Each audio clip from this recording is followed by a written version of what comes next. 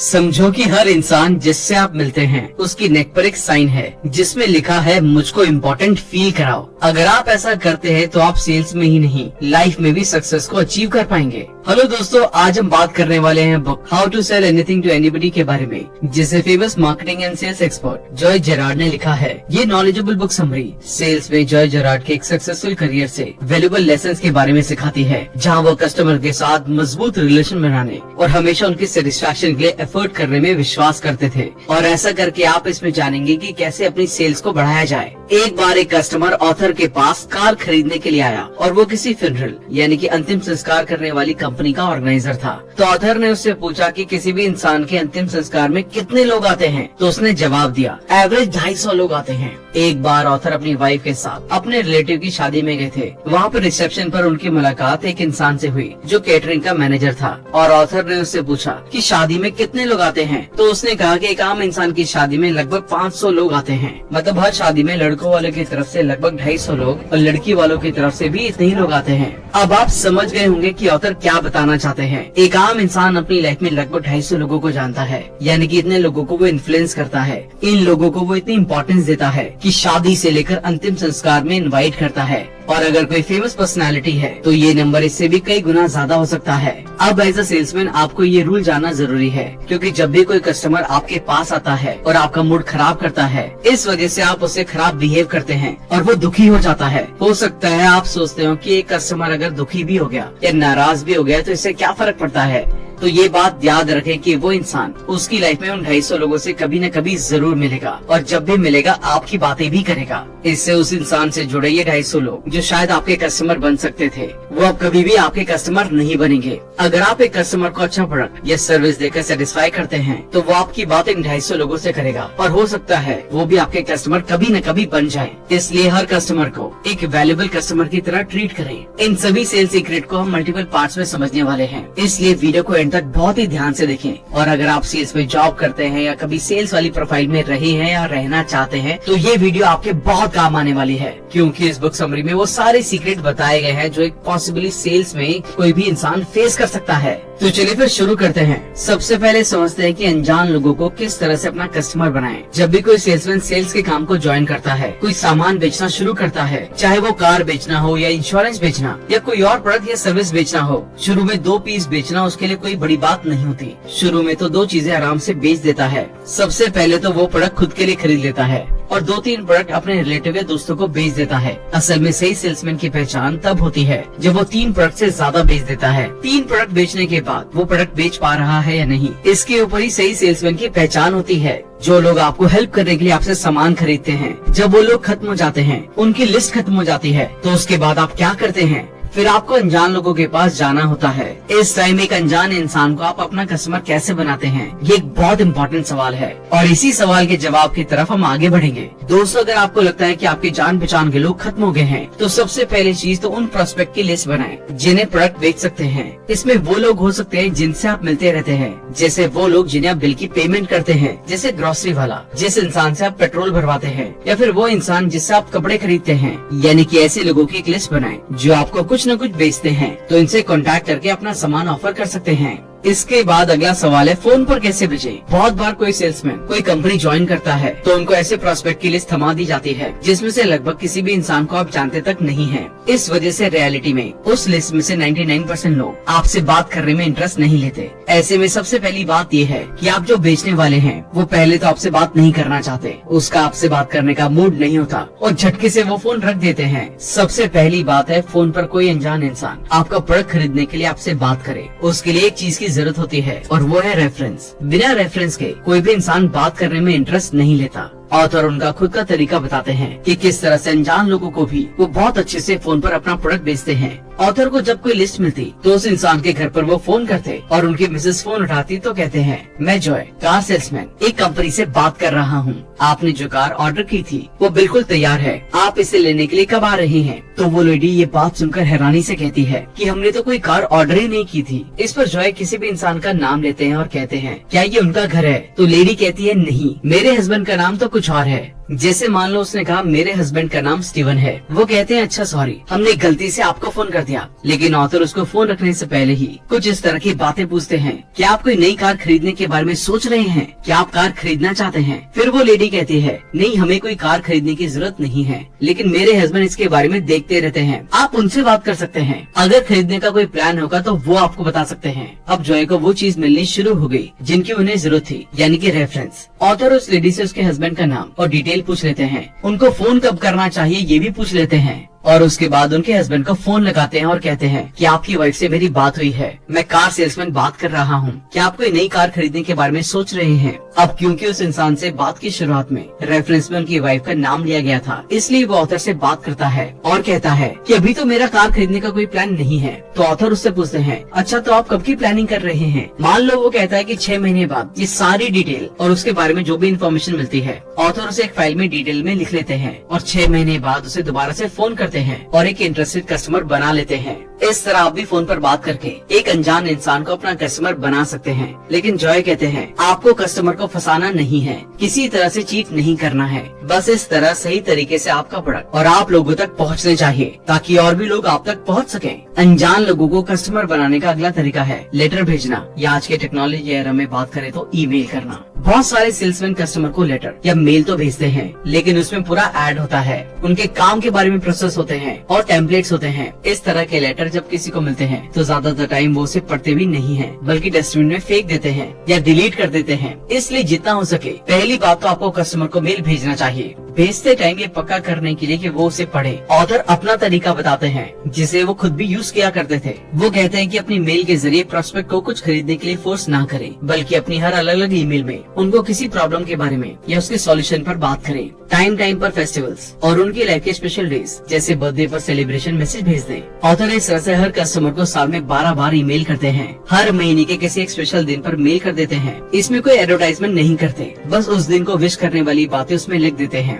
इस टेक्निक से महीने में एक बार मतलब एक साल में 12 बार उस कस्टमर के पास जॉय का मेल जाता है और हर महीने में हर एक बार जॉय का जिक्र वहाँ पर होता होगा। इस तरह से उन लोगों को पूरी तरह से पता चल जाता कि जॉय जेरार्ड कौन है और वो क्या काम करते हैं। अगला तरीका है विजिटिंग कार्ड का। ये नए लोगों तक पहुँचने के लिए और उनको अपना कस्टमर बनाने के लिए जो जॉय कहते हैं आपको अपना विजिटिंग कार्ड हमेशा अपने पास रखना है और जो भी आपसे मिलने आता है उसके हाथ में अपना कार्ड थमा दे। ऐसे तरीके ढूंढे जिनसे ज्यादा से ज्यादा लोगों तक आपका विजिटिंग कार्ड पहुंचे, ताकि लोगों को ये बात समझ में आ जाए कि आप कौन हैं और क्या बेचते हैं। ऑथर अपना एक्सपीरियंस बताते हैं। वो जब भी कोई फुटबॉल मैच देखने के लिए जाते और जब कोई गोल होता तो लोग खुशी से उठते और तालियां बजाते हुए झूमते हैं। उसी वक्त ऑथर एक मुट्ठी भर के अपने विजिटिंग कार्ड को उस भीड़ में उछाल देते और इस तरह से उस खुशी के मौके पर उनके कार्ड भी उस भीड़ में छा जाते और वो ज्यादा से ज्यादा लोगों तक पहुँचने में कामयाब हो जाते थे। अब हमें ये समझना होगा कि कस्टमर को विनर कैसे बनाया जाए। ध्यान रखें, आप सिर्फ किसी नीडी इंसान को ही कुछ बेच सकते हैं, हर किसी को नहीं। बहुत से सेल्समैन अपने कस्टमर को बेवकूफ या पागल समझते हैं, क्योंकि दिन भर वो ऐसे लोगों से मिलते रहते हैं जो उनका टाइम खराब करने के लिए आते हैं। और कुछ कस्टमर तो बस इसलिए शोरूम या दुकान पर आ जाते हैं क्योंकि उनके पास करने के लिए कुछ और काम नहीं होता और वो बिना कुछ लिए वहाँ से चले जाते हैं। इसलिए बहुत से सेल्समैन अपने कस्टमर को पागल या फिर बेवकूफ समझते हैं, लेकिन अपने कस्टमर के बारे में ऐसा सोचना सही बात नहीं है, क्योंकि कस्टमर भी हमारे जैसे ही होते हैं। ऑथर कहते हैं कि कार खरीदने वाले मैक्सिमम लोग मिडिल क्लास फैमिली से होते हैं, जिन्होंने कड़ी मेहनत करके पैसे कमाए होते हैं। याद रखने वाली बात यह है कि जब कोई कस्टमर टीवी, फ्रिज या फिर कार लेने के लिए आपके शोरूम में आता है तो वो थोड़ा सा घबराया हुआ होता है, क्योंकि लोग सेल्समैन को एक ऐसे इंसान की तरह देखते हैं जो अपने कस्टमर से ज्यादा पैसे ऐंठने की कोशिश करता रहता है। इसलिए वो आते ही कहते हैं कि वो बस देखने के लिए आए हैं। ऐसा इसलिए कहते हैं क्योंकि उनके अंदर डर और अविश्वास भरा होता है कि अगर मैंने बोल दिया कि हाँ लेना है तो ये सेल्समैन कुछ भी करके बस मुझे अपना सामान बेच देगा, मुझे देखने या समझने का मौका ही नहीं देगा। कई बार आपको ऐसे भी कस्टमर मिले होंगे जो आपको थोड़े पैसे देकर गए होंगे लेकिन कभी भी लौट कर नहीं आए। ऐसा अक्सर तब होता है जब सेल्समैन उस कस्टमर को पागल या बेवकूफ समझने की कोशिश करता है। इसलिए कस्टमर को लगता है कि ये सेल्समैन मुझे बस बेचने की कोशिश कर रहा है, मेरी प्रॉब्लम और जरूरत को समझ ही नहीं रहा है, इसलिए कुछ पैसे देकर इसे पीछे छुड़ाना बेहतर है। और इस तरह वो सेल्समैन अपने पोटेंशियल कस्टमर को खो देता है। ऐसे में आपको इस बात को कभी भी नहीं भूलना चाहिए कि आप सिर्फ एक जरूरतमंद इंसान को सामान बेच सकते हैं, हर किसी को नहीं। ऑथर कहते हैं कि आप अपनी वर्किंग लाइफ में हर दिन जो करते हैं वो एक तरह की लड़ाई होती है, क्योंकि हमारे पोटेंशियल कस्टमर्स हमें अपना दुश्मन समझते हुए हमारी शॉप या शोरूम में आते हैं वो सोचते हैं कि सेल्समैन उनसे पैसे ऐंठना चाहते हैं और दूसरी तरफ सेल्समैन सोचते हैं कि वो कस्टमर उनका टाइम वेस्ट करने के लिए आए हैं। इस तरह से दोनों एक दूसरे को अपना दुश्मन समझते हैं। अगर इस सिचुएशन को ठीक किए बिना यहीं पर छोड़ दिया जाए तो दोनों हमेशा एक दूसरे को अपना दुश्मन समझेंगे, एक दूसरे से झूठ बोलेंगे और एक दूसरे को घुमाने की कोशिश करेंगे। इस तरह से सामान बेचने से आप दोनों इस लड़ाई में हार जाएंगे। इसलिए ऐसा करने के बजाय आपको एक सेल्समैन के तौर पर ये समझने की कोशिश करनी चाहिए कि आपके कस्टमर के दिमाग में क्या चल रहा है, वो किस वजह से परेशान है। उसके साथ बातचीत करके उसकी परेशानी के बारे में पता लगा के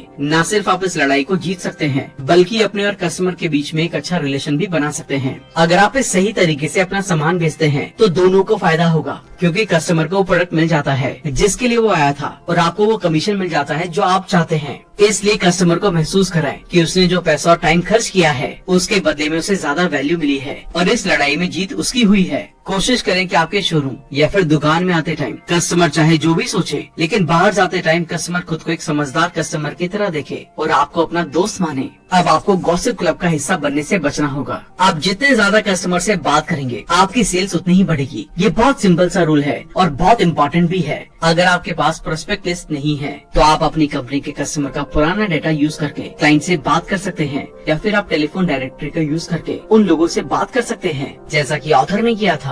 जब उन्होंने पहली बार कार बेचना शुरू किया तो कस्टमर के आने का इंतजार करने के बजाय खुद कस्टमर को अपने पास बुलाने के तरीके ढूंढे, जिससे कस्टमर उनके नाम से उन्हें ढूंढते हुए आते थे। इसकी शुरुआत उन्होंने टेलीफोन डायरेक्टरी में रजिस्टर्ड नंबर से की, क्योंकि उनके पास कोई प्रॉस्पेक्ट लिस्ट नहीं थी और न ही कस्टमर का कोई डेटा अवेलेबल था। तो उन्होंने टेलीफोन डायरेक्टरी को ही अपनी प्रॉस्पेक्ट लिस्ट बना लिया और वहीं से शुरुआत की। ज्यादा कस्टमर को अट्रैक्ट करने के लिए किसी गॉसिप क्लब का हिस्सा ना बने। गॉसिप क्लब यानी कि कंपनी या टीम के वो लोग जो अपने काम को पूरा करने पर ध्यान देने के बजाय फिजूल की बातों में लगे रहते हैं, उनके क्लब का हिस्सा ना बने। हर एक कंपनी में कुछ लोगों का एक ग्रुप होता है जहाँ पर सभी सेल्समैन मिलकर बातचीत करने में अपना कीमती टाइम खराब करते हैं, लेकिन आपको ऐसा नहीं करना है क्योंकि आपको ज्यादा सेल्स करनी है। एक बात हमेशा याद रखें, आप चाहे किसी के लिए भी काम करते हो, चाहे आप कुछ भी बेचते हो, ये आपका बिजनेस है और आप इसे जितना बेहतर बनाते हैं और टाइम देते हैं आपके उतने ही ज्यादा कस्टमर्स बनेंगे। लेकिन जितना ज्यादा टाइम आप गॉसिप करने में गुजारते हैं उतने टाइम की कीमत आपको पैसों में चुकानी पड़ती है। सच्चाई ये है कि आप दोस्तों के साथ टाइम गुजार कर या फिर हंसी मजाक करके पैसे नहीं बना सकते। इसलिए आज ही गॉसिप क्लब से धीरे धीरे बाहर निकलने का डिसीजन ले और नए कस्टमर को ढूंढने के लिए कॉलिंग करना, डायरेक्ट मेल भेजना अभी से शुरू कर दें। कोई भी तरीका तब काम करता है जब उसे बार बार किया जाए। हो सकता है कि ऐसा करने से आपको शुरुआत में कोई रिजल्ट नहीं मिले, लेकिन ऐसा करने से क्लाइंट मिलने की पॉसिबिलिटी पहले से कहीं ज्यादा बढ़ जाएगी। अब आपको ये समझना होगा कि खुशबू को कैसे बेचना है। मुझे आज तक वो फीलिंग याद है जब मैंने पहली बार मर्सिडीज चलाई थी। जब पहली बार मैंने मर्सिडीज कार चलाई तो वो मेरी कार नहीं थी, बल्कि मैं तो अपने दोस्त के साथ उसकी कार देखने के लिए शोरूम गया था। तो बस ऐसे ही मुझे मर्सिडीज कार बहुत पसंद थी। हालांकि उस टाइम मेरे पास इसे लेने का बजट नहीं था, लेकिन मेरे मन में था यार एक दिन मुझे कार लेनी है। तो मैंने उस कार की टेस्ट ड्राइव करके उसे पहली बार चलाया। उस दिन के बाद से कार चलाते हुए वो फीलिंग मैं भूल नहीं पाया और कुछ महीने पहले जैसे ही बजट बना उन्हीं फीलिंग्स ने मुझे मर्सिडीज कार लेने के लिए इंस्पायर किया और हम वही कार ले आए। इस ट्रिक को आप सेल्स करते टाइम बहुत अच्छी तरह से यूज कर सकते हैं। जब आप कार के अलावा कोई दूसरी चीज बेच रहे हो तो हो सकता है कि ये बिल्कुल वैसा ना हो। जैसे आप एक आदमी को लाइफ इंश्योरेंस बेचते हैं तो इसमें ऐसा कुछ भी नहीं है जिससे आप उसे स्मेल करने या गाड़ी चलाने की तरह कुछ दे सके, लेकिन उसे एक कंडीशन बताकर जिसमें उसके जाने के बाद उसकी फैमिली को इंश्योरेंस क्लेम का सपोर्ट मिलेगा। आप उसे इसके फायदे को एक्सपीरियंस करने का मौका दे सकते हैं। अच्छा एक बात बताइए, क्या कोई सेल्समैन किसी आदमी को पहले चेक करवाए बिना कोड बेच सकता है? इसलिए आप जो भी सामान बेचे ये पक्का करें कि आपने उसे कार में बैठाया है, यानी कि उस प्रोडक्ट को यूज करने का एक्सपीरियंस दिया है। ऑथर कहते हैं वो हमेशा से ऐसा करते हैं। ये तरीका कस्टमर में सामान को अपने पास रखने की चाहत पैदा करता है और अगर आप वो सेम सेल्स ना भी कर पाए तो आपके पास कस्टमर को कुछ दिन बाद वापस पाने का एक मौका होगा, क्योंकि जब उसे फिर से अपनी उस टेस्ट की फीलिंग का एक्सपीरियंस होगा तो वो खरीदने आएगा और आपकी सेल्स हो जाएगी। जॉय जरार्ड जब कार सेल्समैन का काम करते थे तब किसी आदमी को नई कार में बिठाते तो उसे कुछ नहीं कहते, बस उसे इसे चलाने देते। आप कुछ सेल्स स्पेशलिस्ट से सुनेंगे कि ये टाइम कस्टमर को अपने प्रोडक्ट की सभी क्वालिटीज को बताकर बेचने का है, लेकिन जॉय इस पर विश्वास नहीं करते। उन्होंने पाया कि वो जितनी कम बात करते हैं कस्टमर उतना ही ज्यादा कार को स्मेल और महसूस करता है और उसके बारे में खुद से बात करना शुरू कर देता है। और ऑथर या हर सेल्समैन चाहता है कि कस्टमर उसके प्रोडक्ट को स्मेल करे, फील करे और उसके बारे में बात करे, क्योंकि सेल्समैन जानना चाहता है कि कस्टमर को क्या पसंद है और उसकी लाइफ की प्रॉब्लम क्या है। ऑथर चाहते हैं कि वो उन्हें ये बताकर कि वो कहाँ काम करता है और अपनी फैमिली के साथ कहाँ रहता है उससे एक बॉन्ड बनाने और बात को आगे बढ़ाने में उनकी हेल्प करे। कई बार जब आपके कस्टमर टेस्ट ड्राइव के दौरान सीट पर बैठे होते हैं तो कस्टमर आपको वो सब कुछ बताएगा जो आपको उसे बेचने के लिए चाहिए, और ये बहुत जरूरी है, इसलिए उसे फ्री होकर गाड़ी चलाने दें। जब आप किसी शोरूम में जाते हैं तो वहाँ हर तरह के मोबाइल, टीवी या कई सामान टेस्ट करने के लिए लगे रहते हैं, जिन्हें आप जब चाहे टेस्ट करके देख सकते हैं। एक दो बार जाते हैं, उसे टेस्ट करते हैं, फिर आखिर में उस सामान को खरीद ही लेते हैं। इसलिए इसे कोई फर्क नहीं पड़ता कि आप क्या बेचते हैं, उन तरीकों की तलाश करें जिनसे आप अपने प्रोडक्ट को प्रेजेंट कर सके। यहाँ जरूरी बात ये पक्का करना है कि आपका पोटेंशियल कस्टमर यानी कि वो लोग जो आपके कस्टमर बन सकते हैं वो इस प्रेजेंटेशन में हिस्सा ले सके। अगर आप उनकी सेंस को अट्रैक्ट कर सकते हैं तो आप उनकी फीलिंग को भी अट्रैक्ट कर रही हैं। ऑथर कहते हैं कि लॉजिक के कंपैरिजन में फीलिंग के जरिए ज्यादा चीजें खरीदी जाती हैं। इसलिए एक बार जब पोटेंशियल कस्टमर गाड़ी चला रहा हो तो शायद वो आपसे पूछेगा कि उसे कहाँ जाना चाहिए। इस टाइम ऑथर हमेशा कहते हैं जहाँ आपका मन करे वहाँ चल लेते हैं। अगर कस्टमर पड़ोस में रहता है तो उसे घर के पास गाड़ी चलाने का सजेशन देते हैं।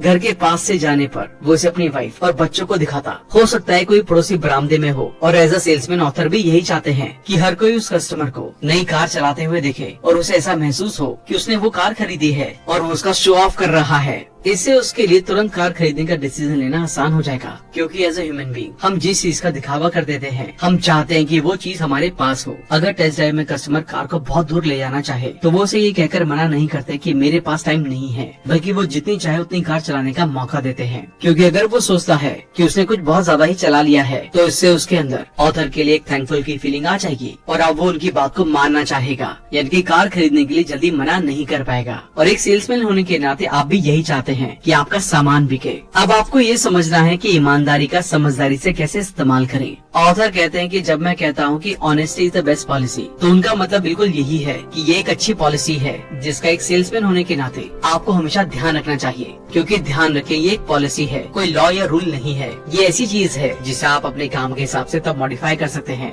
बेशक सच बताना आमतौर पर अच्छा होता है, खासकर अगर ये किसी ऐसी चीज के बारे में कस्टमर को समझा रही हूँ जिसे कस्टमर बाद में चेक कर सकता है। जैसे अगर आप एक कार बेच रहे हैं तो ऑनेस्ट पॉलिसी यही है कि अगर कार में 8 सिलेंडर हैं तो उतने ही बताएं, अगर 6 हैं तो 6 बताएं। क्योंकि अगर आपने झूठ कहा और उसने गाड़ी के डिस्ट्रीब्यूटर कैप से निकलने वाले तारों को गिना तो आप तुरंत पकड़े जाएंगे और अब वो आपके इस झूठ को अपने नजदीकी 250 से ज्यादा लोगों के सामने बताएगा। इसके अलावा कई बार ऐसा भी होता है जब आपको आधा सच ही बताना होता है और यूं कहें कि इतने की ही जरूरत होती है। जैसे ऑथर अपने बारे में बताते हैं, जब वो कार सेल्समैन का काम करते थे, मान लीजिए कि एक पॉसिबल प्रोस्पेक्ट मुझे फोन करता है और मुझसे पूछता है कि क्या मेरे पास एक मॉडल या इस तरह की कार मौजूद है। क्या आप जानते हैं कि ऑथर उसे क्या बताते थे? आपने बिल्कुल सही सोचा, हाँ मिल जाएगी, मेरे पास इससे रिलेटेड और भी मॉडल्स हैं जिन्हें आप आज ही ले सकते हैं। अब हो सकता है वो शायद सच कह रही हो या नहीं, क्योंकि जब उन्हें इस तरह की कॉल आती है तो वो पहले इन्वेंट्री फाइल नहीं देखते। वो चाहते हैं कि वो आदमी शोरूम के अंदर आए। पॉसिबिलिटी होती है कि उनके पास कार मिल जाए, क्योंकि शोरूम में कई सारी कार्स होती हैं, या अगर उनके पास वो मॉडल नहीं है तो वो इसे बहुत ही जल्दी दूसरे नजदीकी शोरूम से अरेंज कर सकते हैं।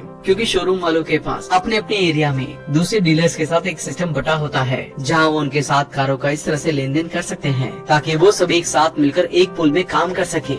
इस तरह की सिचुएशन में आपको इतना ही सच कहने की जरूरत होती है ताकि बस कस्टमर आ जाए। थैंक यू दोस्तों, तो ये थी how to sell anything to anybody book की समरी। आइए इसके इम्पोर्टेंट लेसन्स को वापस से रिवाइज कर लेते हैं ताकि आपको उनको इम्प्लीमेंट करना आसान हो जाए। हर कस्टमर कम से कम 250 लोगों को इन्फ्लुएंस करता है, इसलिए हर कस्टमर को इस तरह से ट्रीट करे ताकि वो आपके बारे में उन 250 लोगों से पॉजिटिव बात करे। अनजान लोगों को कस्टमर बनाने के लिए उनको कॉल करे, मेल भेजे या ऑफलाइन अपने बिजनेस कार्ड लोगों को दे ताकि वो आपके बारे में जान सके कि आप क्या काम करते हैं और जरूरत पड़ने पर आपसे खरीदने आ सके। अपने कस्टमर की जरूरत को पूरा करने और उसकी प्रॉब्लम को सॉल्व करने पर ध्यान दें और इस बात का ध्यान रखते हुए प्रोडक्ट को सेल करें। इससे कस्टमर को एक विनर की तरह महसूस होता है। गॉसिप क्लब का हिस्सा बनने से बचे और ज्यादा से ज्यादा पोटेंशियल लोगों तक पहुंचने पर ध्यान दें। कस्टमर को टेस्ट करने का मौका देकर अपने प्रोडक्ट की खुशबू भेजें, इससे सेल्स होने के चांसेस बढ़ जाएंगे। थैंक यू दोस्तों, अगर आप बुक समरी के इस पार्ट तक पहुंच चुके हैं तो इसका मतलब ये है कि आप भी हमारी तरह किताबों से बहुत प्यार करते हैं। अगर आप ये चाहते हैं कि हम सेल्स पर और भी किताबों की समरी बनाएं, तो आप उस किताब का नाम हमें कमेंट बॉक्स में लिख कर जरूर बताएं ताकि हम जल्द से जल्द उस बुक समरी को बनाकर आपको दे सके। और अगर आप किसी ऐसे इंसान को जानते हैं जो सेल्स में काम करता है या आपकी कोई सेल्स की टीम है तो पूरी टीम के साथ ये वीडियो शेयर करना ना भूलें। जल्दी मिलते हैं और भी बेहतरीन वीडियो के साथ। Thank you so much.